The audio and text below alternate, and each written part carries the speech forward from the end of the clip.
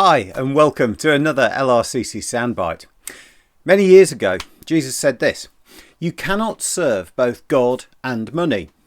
What an odd thing to say. After all, I suppose if you subscribe to the medieval idea of what God looks like, you know, the old guy, long white beard, sits on a throne, a bit like Santa but without the red, you could imagine him giving a command to obey and you do it.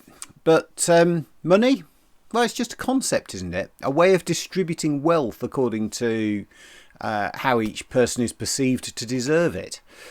I guess serving money might be another way of saying that money becomes the most important thing, though. And all we should do is find ways of acquiring more and more and more of it. I suppose that's all a very simplistic way of thinking about things. And it doesn't begin to start to address what some would see, or many would see, as injustices around money and how we decide who deserves it. But in fact, all those difficulties actually just go to say that there's probably something about this world that is broken. And that brokenness fits with the story that Jesus told to illustrate something about this thing about not being able to serve both God and money. Jesus talked about the owner of a business. This owner employed a manager, and he found this manager was wasting his money. So he told the manager, "I'm going to fire you." The manager was, of course, a little upset by this, so he formulated a plan.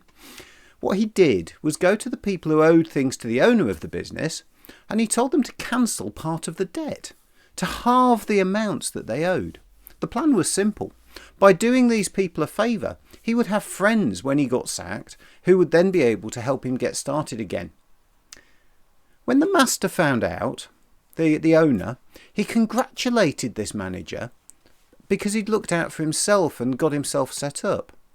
A little bit odd, you might think. So was Jesus saying that we should be dishonest and cheat on things? But I don't think that's what this is about at all. It's not about cheating and being dishonest.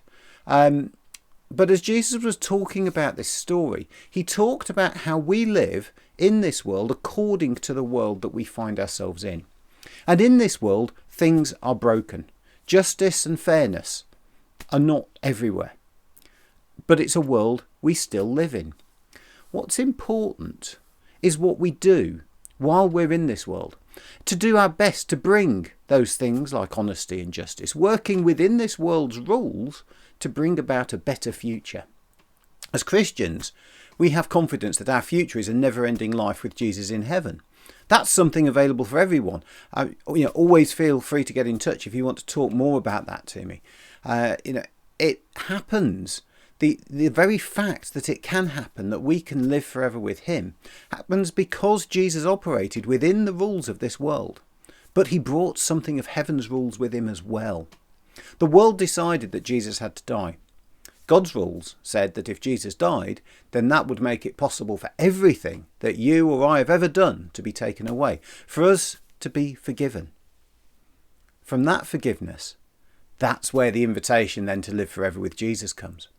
So, while we're here on earth, what can we do to help make it a better place?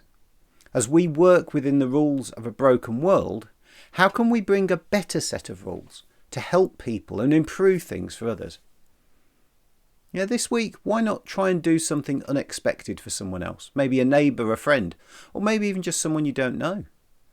Do something that makes their life just a little better, just because you can. Hope you have a great week. God bless, and I'll see you next time.